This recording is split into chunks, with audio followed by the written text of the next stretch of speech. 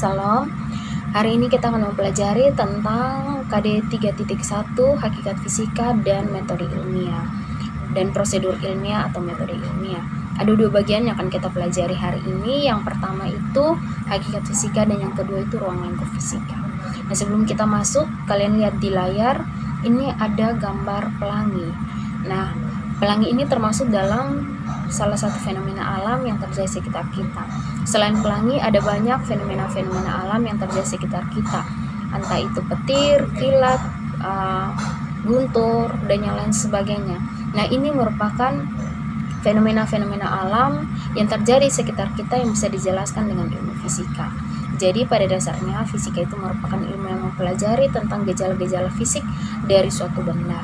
Nah, untuk mempelajari ini dibutuhkan suatu penelitian atau pengkajian yang lebih mendalam.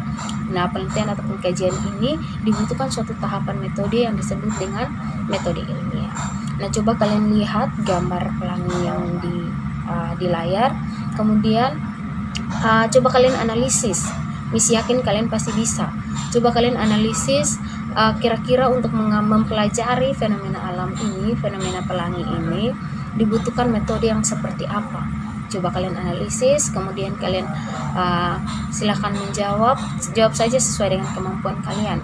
Tapi misi yakin kalau kalian bisa menjawab ini, maka untuk mempelajari bab ini kalian tidak akan kesulitan. Kalian akan lebih mudah untuk mempelajari bab ini karena bahan diskusi ini atau pertanyaan ini berkaitan dengan keseluruhan materi kita pada hari ini. Nah, kita lanjut di bagian yang pertama, itu hakikat fisika. Nah, hakikat fisika itu pada dasarnya merupakan ilmu alam yang mempelajari tentang gejala-gejala dan sifat-sifat fisik dari suatu benda. Dan yang kedua, itu yang pertama ya. Dan yang kedua, fisika merupakan ilmu yang mempelajari sifat dasar dari benda seperti gerak, gaya, energi, saat panas, bunyi, cahaya, dan yang lain sebagainya. Dan yang ketiga, fisika itu merupakan ilmu eksperimental atau ilmu eksperimen. Sebagai contoh, Aristoteles mengatakan bahwa benda yang bergerak, benda yang jatuh bergantung pada massa dari benda tersebut. Namun Galileo Galilei membuktikan bahwa benda yang jatuh tidak bergantung pada massa tersebut. Nah, hal ini atau pendapat Galileo Galilei ini mematahkan pendapat Aristoteles bahwa benda yang jatuh bergantung dari massa. Jadi kalau dalam ilmu fisika yang digunakan itu adalah hasil eksperimen. Jadi ilmuwan mengemukakan suatu pendapat, kemudian pendapat ini harus dibuktikan secara ilmiah. Kalau bisa dibuktikan secara ilmiah, maka itu akan diangkat sebagai fakta ilmiah. Namun jika tidak bisa dibuktikan, maka ada pendapat lain yang bisa dibuktikan kebenarannya, maka itu yang akan digunakan atau diangkat sebagai fakta ilmiah. Jadi kesimpulannya, fisika itu pada dasarnya merupakan ilmu eksperimen. Kemudian tadi sudah Miss jelaskan tentang fenomena-fenomena alam yang terjadi sekitar kita. Nah, itu ilmu fisika itu dapat menjelaskan berbagai fenomena alam ini baik secara makroskopik maupun secara mikro. Jadi kalau secara makro artinya dalam ranah yang lebih besar itu dapat dijelaskan dengan fisika klasik atau sering disebut juga dengan fisika Newton. Sedangkan kalau dalam skala mikro itu dijelaskan dengan fisika kuantum atau disebut juga dengan fisikanya Albert Einstein. Jadi nanti sebentar di ruang lingkup fisika baru kalian akan mempelajarinya.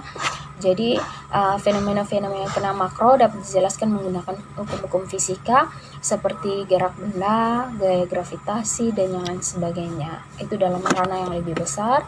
Kemudian kalau dalam fenomena mikro itu dapat dijelaskan dengan konsep-konsep fisika kuantum seperti karakteristik atom, radioaktivitas, gerak elektron, dan yang lain sebagainya. Jadi pada sekarang ini banyak teori-teori fisika baru yang mulai bermunculan seperti penemuan partikel boson. Kalau kalian merasa tertarik untuk mempelajari fisika lebih dalam, kalian akan mempelajari bagian-bagian ini. Kemudian itu ada gelombang gravitasi dan yang lain sebagainya. Jadi Fisika itu merupakan dasar dari perkembangan teknologi sekarang ini. Jadi dengan mempelajari fisika, kalian bisa menguasai, kalau kalian sungguh-sungguh maka kalian bisa menguasai berbagai macam teknologi. Setidaknya kalian tahu, oh ini mulanya dari mana dan lain sebagainya. Nah, jadi hal ini menunjukkan bahwa fisika terus berkembang seiring dengan perkembangan zaman dan teknologi. Jadi kalau dengan belajar fisika, kita dapat mengikuti perkembangan teknologi serta memahami konsep fisika yang digunakan pada teknologi tersebut. Oke, jadi itu hakikat fisika. Pada dasarnya fisika itu seperti itu. Ilmu eksperimen, ilmu yang mempelajari gejala-gejala fisik suatu benda, dan ilmu yang mempelajari tentang sifat-sifat dasar dari suatu benda. Kalau ada pertanyaan, kalian silakan langsung komen. Kemudian yang ke bagian B itu ruang lingkup fisika. Ruang lingkup fisika itu ada dibagi menjadi 4 bagian. Kalau kalian lihat di gambar, di layar, ini ada gambar Sir Isaac Newton. Jadi beliau ini adalah bapak dari fisika klasik atau mekanika klasik. Jadi fisika klasik itu fisika ilmu yang mempelajari tentang gerak benda serta penyebab benda itu bergerak. Itu fisika klasik. Kemudian termodinamika itu cabang dasar fisika yang mempelajari tentang kalor dan suhu serta hubungan antara usaha dan energi. Kemudian yang berikut itu elektromagnetis. Elektromagnetis itu cabang dasar fisika yang mempelajari tentang medan listrik dan medan magnet serta hubungan keduanya. Kemudian yang keempat itu mekanika kuantum atau fisika kuantum atau fisika modern yang itu merupakan cabang dasar fisika yang menggantikan mekanika klasik pada pembahasan tentang tataran atom dan subatom. Nah, ya kira-kira ini 4 bagian atau 4 ruang lingkup fisika yang yang membagi atau yang merangkum cabang-cabang ilmu fisika yang lainnya. Jadi ini ada 4 bagian: mekanika klasik, termodinamika, elektromagnetisme, dan mekanika kuantum.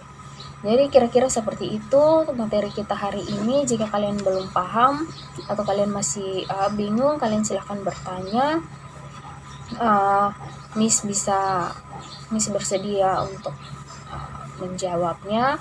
Kemudian sebagai evaluasi atau latihan kita hari ini ada soal untuk kalian kerjakan. Soalnya tuliskan apa saja yang Anda ketahui tentang ilmu fisika. Jadi ini tugas kalian, silakan kalian kerjakan dan kirim lewat Google Classroom. Miss menunggu jawaban kalian. Sekali lagi, kalau masih ada yang belum paham, silakan kalian berikan komentar. Nah, kira-kira sekian pertemuan kita hari ini. Semoga kalian bisa paham. Shalom.